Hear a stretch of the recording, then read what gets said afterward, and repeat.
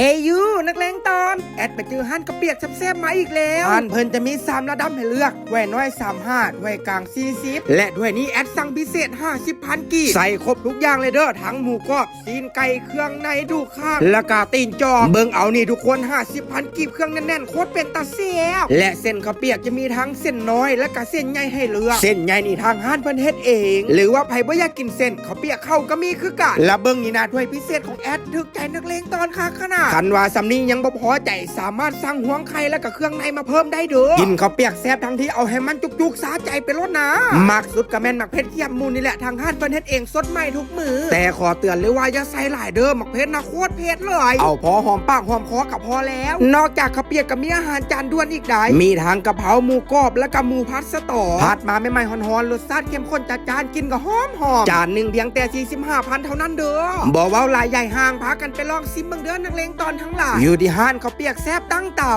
ห้านเพิ่นเปิดทุกมื้อเลยตั้งแต่เวลา 7:00